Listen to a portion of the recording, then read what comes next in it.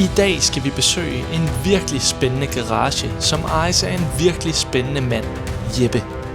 Jeppe er ikke din klassiske bilsamler, for i modsætning til så mange andre, så bruger Jeppe faktisk sine biler. Eller, han forsøger på det, men det kan være svært at vælge, når ens garage rummer så mange specielle biler. Jeppe er en renblodet bilentusiast, hvor køreglæden er alfa og omega, og hvor status og tanken om, hvad andre tænker om en, fylder knap så meget som følelsen han får, når han sætter sig bag rattet på hans biler.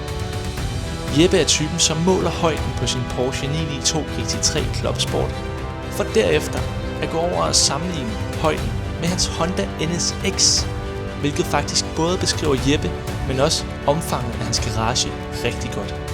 Vi skal høre Jeppes fortælling om, hvordan han er kommet i besiddelse af så vild en garage.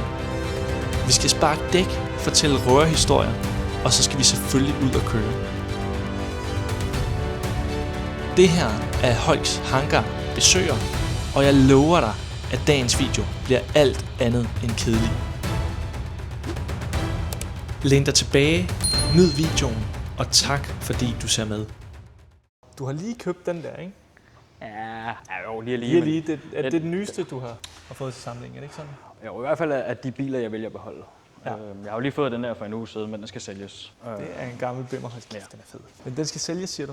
Ja, jeg har ikke rigtig så meget at bruge den til, fordi jeg bor i Sverige, så det er lidt tåbeligt at gå og have gamle biler på dansk afgift. Men hvordan, altså nu er du i det her værksted, og der er jo fyldt med alle mulige, både biler og altså hvad er det, du laver til dagligt?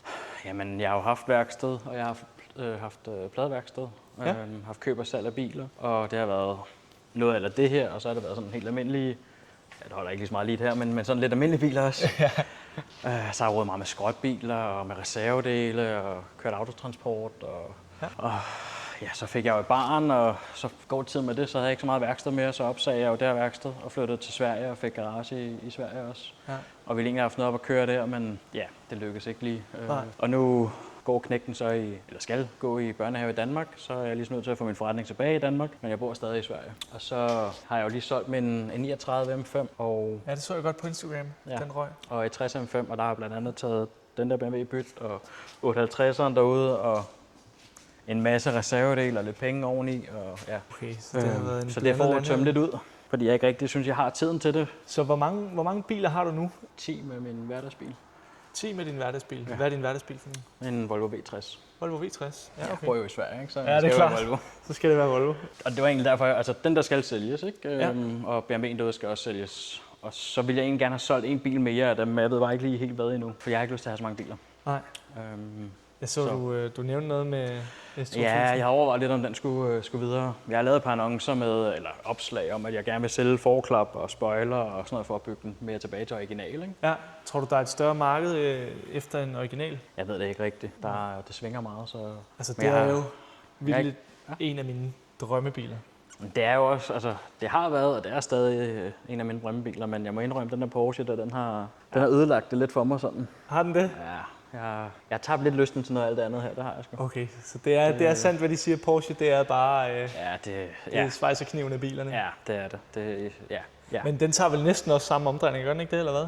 Jo, den tager også 9.000 omdrejninger, ja. Shit. Og så er den jo selvfølgelig nyere, og den har lidt mere power og sådan noget, ikke? Ja.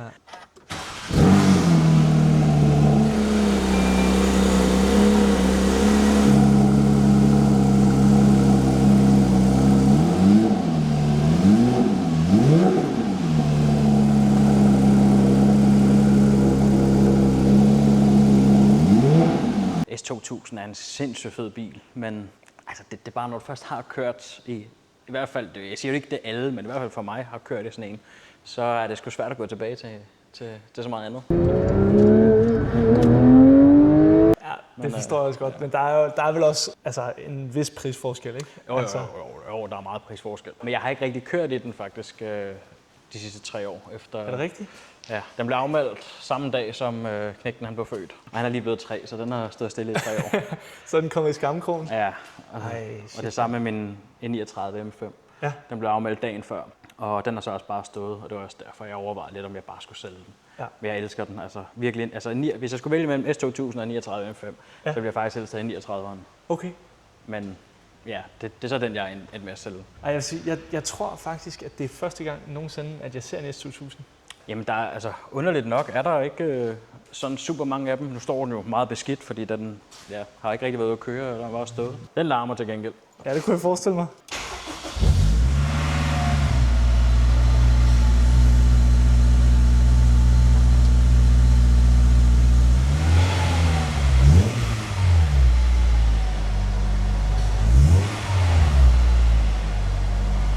Så vidt jeg ved, skulle der være en 50 registreret i Danmark med afgift, ikke? Jo. Altså, det er en sindssygt fed bil, det er Ja. det.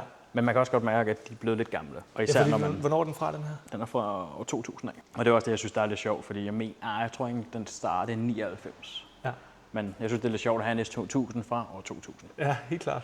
Og man kan sige historien på den, og det har været en drømmebil for mig siden den første Fast and Furious film. Ikke? Og derfor vil jeg egentlig heller ikke rigtig af med den, og jeg tror også, jeg vil fortryde det, men jeg er også blevet lidt til amerikanerbiler. Og en S2000 er fed, men det er jo ikke en amerikanerbil. Nej, det må man sige. Det er det godt nok ikke. Nej. Der skal tyndes lidt ud i beholdningen herinde, for ligesom at få plads til noget nyt. Ja, altså et eller andet sted kan jeg nok godt få plads til det, men jeg synes ikke, det er sjovt at have så mange biler.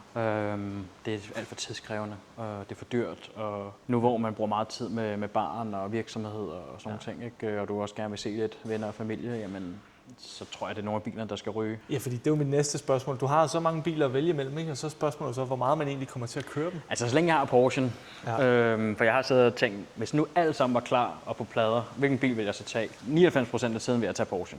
Ja. Det vil jeg. Nu har jeg lige været til Viking Run her i weekenden med amerikanerbiler. Ja. Der tog jeg selvfølgelig politibilen derude, ikke? Jo. Der kommer Porsche jo nok ikke lige ind. Men... Nej. Er du sindssygt en larmer? Ja, det siger lidt. Men ja, jeg ved ikke, det... Ja, Porsche er bare... Det er det rigtige for mig i hvert fald. Ja, og kan du så ikke lige fortælle lidt om den her Porsche her? Shit, jamen, det er en 992. Ja. GT3 Club Sport. Og, så Club Sport, hvad betyder det? Jamen, det er, der er bur og skålsæder og mere trackday-orienteret. Ja. Jeg tror, uden at være sikker, altså jeg ved ikke super meget om Porsche, men uden at være sikker, så tror jeg, at den vildeste, kan man sige, af GT3'erne, det er jo selvfølgelig RS'eren, og så tror jeg egentlig, Club Sporten kommer. Ja. Så har jeg bare drømt om Porsche i rigtig, rigtig mange år. Ja. Og ja, så nu fik jeg muligheden. Ja. Så kunne jeg ikke lade være, og jeg har ikke fortrudt det. Jeg skal lige over til Porsche i Malmø og skifte forruden her om 14 dage. Det kan jeg sgu godt se. Fik lige stængslag. For den der. Og jeg har ellers aldrig nogensinde fået, jeg har fået et par stenslag, men jeg har aldrig nogensinde haft en rude, der er revnet. Nej, det ser rimelig voldsomt ud. Ja, og så sker det selvfølgelig i den, ikke? Men den er fandme også lækker. Altså, det er den virkelig. Jeg har også kørt en GT3'er faktisk i Sverige på bane. Ja. Fantastisk bil. Ja. Det var faktisk i forbindelse med bilmagasinet. Okay. Så den havde sådan noget 5.000 km på tælleren, ikke? Ja. Fantastisk oplevelse. Altså, ja, men det er virkelig. Altså, jeg har kørt lidt transport for en, hvor jeg har kørt hans GT3 RS til Track Day. Ja. Og der spurgte han mig faktisk, om jeg ville prøve den. Og jeg tænkte sådan lidt, at jeg skal være lidt mere professionel, så han skal ikke betale mig for at køre bilen, og jeg så også får lov til at prøve hans bil også. Nej. Eller transportere den, og så køre hans bil. Så jeg sagde nej tak. Ja. Og det har jeg bare fortrudt lige siden. Så var jeg inde hos Porsche i Malmø, hvor jeg havde min søn med. Og så kiggede jeg på den her, og kiggede på en grøn en. Og så spørger de derinde, om jeg har lyst til at prøve en. Fordi de havde en demo-model. Og der står jeg igen med knægten, hvor jeg så siger, nej, det går nok ikke lige nu. Og så har jeg bare sagt nej 2 gange. Til at prøve min ultimative drømmebil. Ja, det er med bittert. Ja, det var lidt irriterende. Så jeg tog over til Porsche, faktisk på knægtens 2-års fødselsdag. Ja. Fordi han lige var ude med sin mormor og morfar. Så kørte jeg over til Porsche, og så sagde jeg, nu kunne jeg faktisk godt tænke mig at prøve den Porsche, de havde lovet mig. Og så tog jeg en tur, og så blev jeg jo forelsket. Altså, det var ikke meningen, det skulle være en 992. Det var meningen, jeg skulle have en 912. Ja. Altså model ældre end den, ikke? Ja, præcis. Men det var nøglerne til sådan en, jeg fik, og ja. Så var du solgt? Ja, jeg var bare solgt. Og så skulle jeg bare have den. Og så solgte jeg jo, jeg havde jo 4 M5'ere.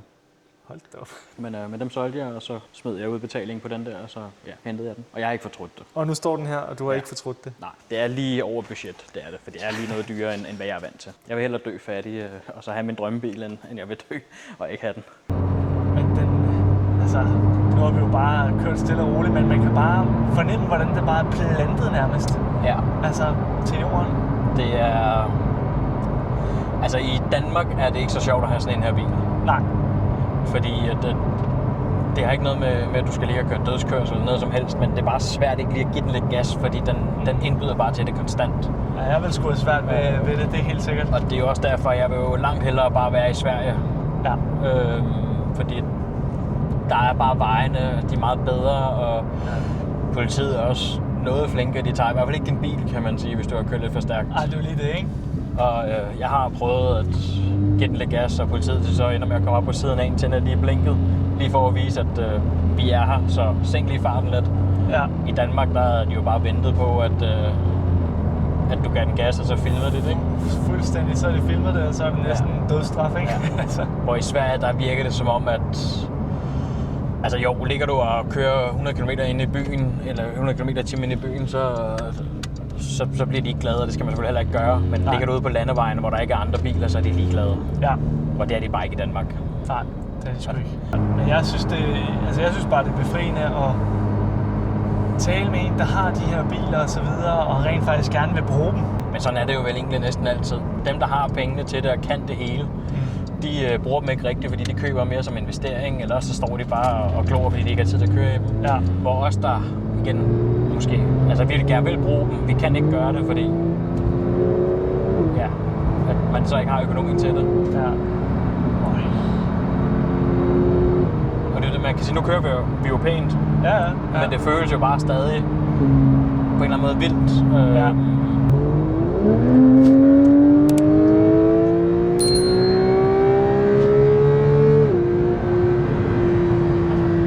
Det er bare svært at lade være, ikke?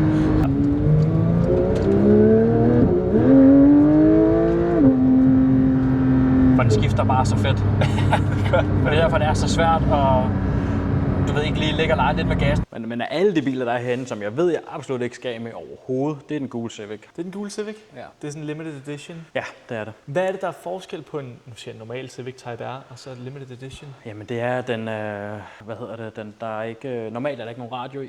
Ja. Der er heller ikke aircondition, og så er der ikke noget lydisolering i den, og den er en lille smule lettere end den almindelige. Og så bliver den leveret på, jeg tror det er 20 tommer fælge. Så den vil du aldrig af med? Nej, men den har aircondition og radio. For det er meget, meget få modeller, som der har fået lavet fra fabrikken af, så vidt jeg ved, i USA. Og den, der kommer fra USA. Det er en bil, der er sindssygt svær at finde ud. De er sådan rimelig nemme at finde generelt, men ikke med aircondition og radio, og det vil jeg bare gerne have. Og jeg har også kørt en Civic Type R.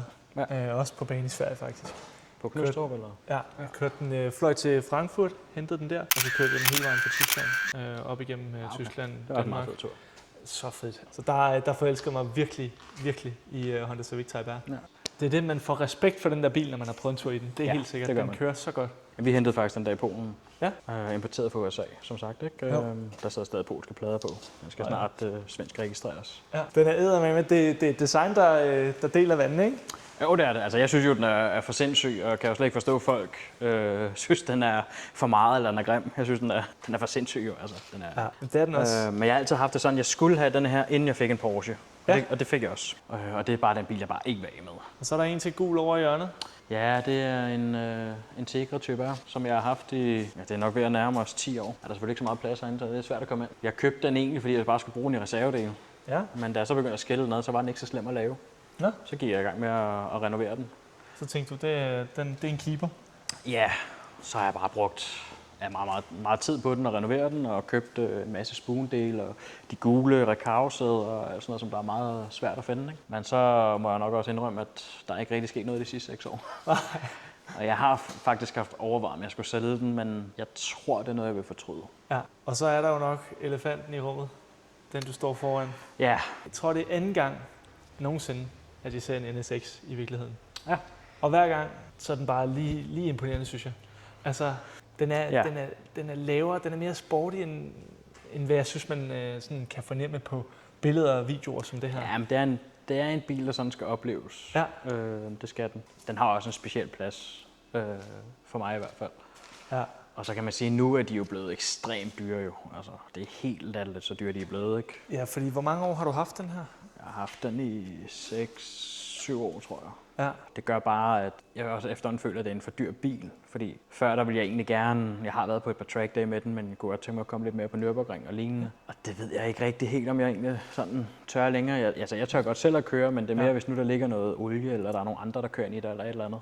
Noget, du ikke selv er herover. Ja, præcis. Så vil jeg være meget ked af at ødelægge den. Det er men jo altså, et samleobjekt nærmest, men det er jo ja. fedt, at man kan se, at du bruger dem jo stadig. Altså Ja, fordi altså, man ser alle de der videoer med folk, der har alverdens sindssyge biler, og så står de egentlig bare og samler støv, ikke? Ja, altså man kan sige, at den eneste grund til, at de her biler står og samler støv primært, det er jo altså selvfølgelig tid, og så er der selvfølgelig også noget økonomi, og så er det Porsche, der har taget opmærksomheden, ikke? Præcis, men altså man kan sige, bare det, at du siger, at du har haft NSX'eren med til track days. Ja, jeg har kørt i hvert fald en gang på Knustorp. Ja. Kan ikke huske, om jeg har kørt på Sturup, og så har jeg kørt på Sjællandsringen. Altså det har været virkelig gode ture. Udover en gang, hvor jeg kørte til Göteborg, så knækkede pindboldene til hjulet. Så der kun var en tilbage til at holde hjulet. Det er altså ikke sådan super sjovt, og så er man langt væk. Hvad fanden gjorde man så? Så var det op på Fejebladet? Og... Ja, det var en meget, meget lang tur. Vi kørte, hvad var det? 2 gange til Göteborg samme dag, ikke? Ja. Så det er hårdt. Men nu er de skiftet til nogle forstærkede, der kommer nogle andre hjul på. Så nu burde det ikke ske. Den er så fed. Altså sådan helt vildt. Det er sådan, jeg håber virkelig, man kan se det på videoen. Ja, altså, selvfølgelig beklager jeg jo lige, at den ikke er vasket, den er meget støde og sådan noget, men det er jo, det kommer. Det tror jeg, folk overlever. De er vant til at se på min slidte Volvo derude, så det er... Og ellers så, hvis der er nogen, der virkelig er sur over det eller andet, så er de jo velkommen til at komme og vaske den. Lige præcis. Så. Nej, den skal vaskes her i løbet af ugen her. Ja. Jeg vil godt lige have den klargjort. Ja. Hvad siger det danske politi til det her? Jamen altså, i lang tid har jeg jo sagt, at jeg aldrig er blevet stoppet. Nej. Men jeg blev det i lørdags, og de kunne ikke helt forstå, hvordan den kunne ligge og køre rundt. Så jeg måtte ringe ind til centralen og høre, om det virkelig kunne være rigtigt. Og der fik han jo også at vide, jamen fordi det ikke ligner en dansk politibil, så må du godt ligge og køre. Nå, okay. Selvfølgelig må du ikke køre med alt det her tændt. Nej, det er klart. Og det er derfor, der sidder den her kill switch, så du kan slå det hele fra. Det er sgu da, der bliver man altså en populær far, når man kommer og henter Sønneke i børnehaven. Ja, det gør man. Og jeg tror også, at de andre børn, de synes, den er sjov. Ja. Altså, det er den bil, jeg har haft, som fleste synes har været rigtig sjov i hvert fald. Ja. Lidt åndssvagt, men det er sjovt. Det er totalt åndssvagt, men det er det, der gør det så fedt, ikke? Bradenton Beach. Og den er som en af de meget få politibiler, er den importeret fuldstændig, som den kom ud fra politiet af. Hvordan det kunne lade sig gøre, det ved jeg ikke rigtigt, men det er den. Normalt så piller de blink og knap og alt sådan noget ud af den. Ja. Men her der er den solgt på auktion, som den står. Så har de sgu ikke givet dig at lave mere ved den? Nej, det er lidt mærkeligt, fordi normalt så bliver alt jo hævet ud. Ja. Det eneste, der er sådan, de er blevet ændret nu her, det er, at der er kommet almindelig bagsæde i. Jeg har plastikbagsæde liggende til den, men det er ikke så, det sidder man ikke så godt i. Er det så det plastikbagsæde, hvor der sådan er hulrum bagved, så man har plads til at sidde med armene bagpå med håndjern? Nej, hvor sjovt. Og så står der en mini-politibil inde. Ja, det er jo knægtens. Men nu har du alle de her biler, ikke? Ja. Hvad var din allerførste bil? Det var den allerførste bil. Det var selvfølgelig ikke den der, men det var en af de første. Den allerførste var faktisk en Peugeot 306. Peugeot 306? Ja. Så den er jeg ikke så stolt af. Men i min verden, så var den der den første. Jeg havde godt nok et par stykker inden. Jeg tror, det var min nummer 11. bil eller sådan noget. Og hvad er det for noget, det her? En CRX Honda. Ja. Jeg købte den, da jeg var 18. Ja. Men det var så min nummer 11. bil, så jeg havde jo haft et par biler inden. Din nummer 11. bil? Ja. Jeg havde købt en Civic, altså samme årgang. Også en VTEC-model. Jeg har haft den i 14 dage, og så kom der en ud foran mig, og så blev den totalt skadet. Og så købte jeg nogle andre biler, og jeg ville bare have en CRX. Ja. Så jeg var ude og kigge på alle CRX, og synes ikke, der var nogen interessante. Ja. Så tog jeg ud og kigge på den, og så blev jeg forelsket i den, og så har jeg haft den lige siden. Jeg tror, det jeg prøver at satse lidt på nu, det er nok de her 2, NSX'en og Civic'en. Få dem registreret, og komme ud og køre lidt i dem. Jeg har lige købt en CRX Del Sol, den blå, der holder herude, og jeg synes, det kunne være sjovt. Og jeg tror, jeg har kørt 300 meter i den, så må jeg konstatere, at det var ikke noget for mig alligevel. Du prøver dem ikke lige, inden du køber dem? Nej. Altså, UEFA Champions League? Nu er den så også købt på auktion, ikke? Men nu er den selvfølgelig også lidt rusten og sådan noget. Men jeg tænkte bare, det kunne være sjovt at bygge den om til noget racerbil af en eller anden art. Ja. Men det er mega fedt. Jeg tabte lysten hurtigere, end det tog mig at starte næsten. Det er godt nok en spændende garage, du har. Altså, det er en af de mere, hvad kan man sige, varierede garager, jeg har besøgt. Ja, det er det måske egentlig lidt, selvom meget af det jo, kan man sige, er Honda, ikke? Men det er jo selvfølgelig nogle forskellige Hondaer og sådan. Ja, meget af det er Honda, men bare det i sig selv er anderledes end så mange andre garager, ikke? Ja. I hvert fald her i Danmark. Altså der er det, som vi også selv nævnte til at starte med, altså GT3'eren, den ser man da væsentligt flere af. Ja, dem ser man nogle stykker af. S2000 og Civic Type R og specielt. Det kommer selvfølgelig også an på, hvilke kredser, når man kommer i. Man kommer meget ned på Nürburgring, så er der jo rigtig mange Porsche. Ja. Og det er også derfor, jeg har det sådan lidt blandet. Jeg vil rigtig gerne derned i Porsche, men dernede der er det jo bare en af mange. Det er ligesom at se en hvid Tesla herhjemme jo. Fuldstændig. Hvor tog jeg Civic'en, der er jeg er ikke sikkert, at jeg er den eneste, men der er rimelig stor sandsynlighed for, at jeg er den eneste. Der er kun produceret 1000 eksemplarer af dem, 1020 tror jeg, der er, ikke? Den der farve, den har, den er så knaldfed. Ja, den er sindssygt fed, og jeg elsker gule biler. Ja, den er virkelig, virkelig flot.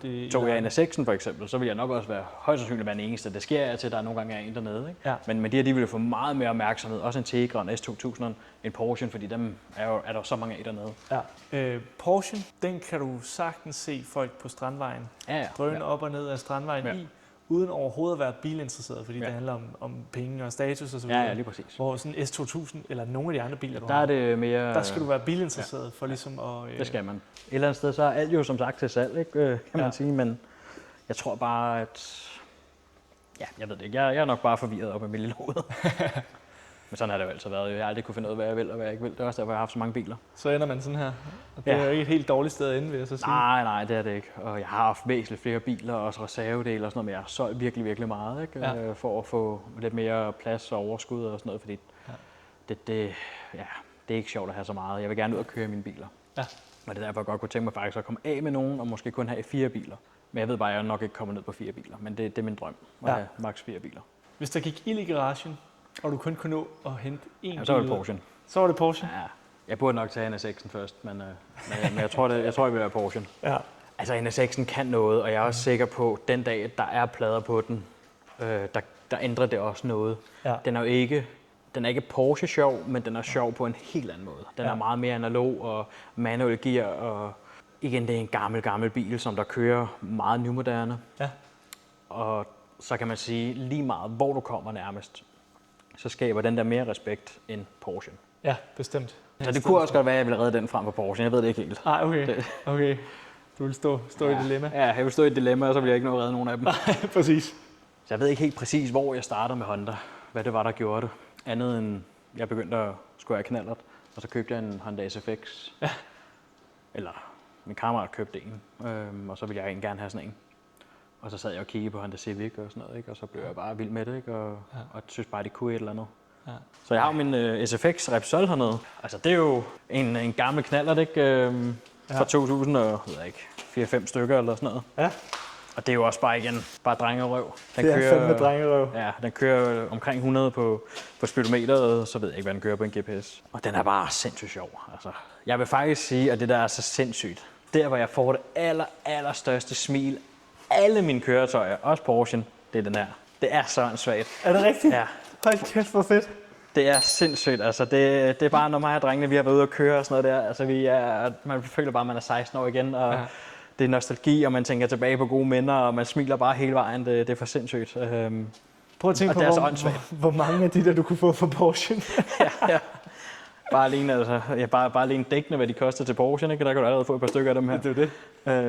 Men det er jo tit og ofte de åndssvage ting, der er så absurd sjove, ikke? Og det er også det, der er. Nu har vi ikke været ude at køre i lang tid, fordi så er den ene solgt sin, og så har vi ikke rigtig haft tid og sådan noget, ikke? Og så overvejer jeg lidt at sælge den der, men jeg har heller ikke rigtig lyst til det, fordi når vi så kommer ud og køre igen, så er det bare det hele værd igen. Ja, det er det. Og det er så åndssvagt, fordi vi blev enige om, da vi var ude at køre sidste gang, hvorfor, det er så åndssvagt. Vi smiler og griner så meget af det. Ja. Men jeg tror, det er det der nostalgi, og man tænker tilbage og sådan noget, ikke? Ja.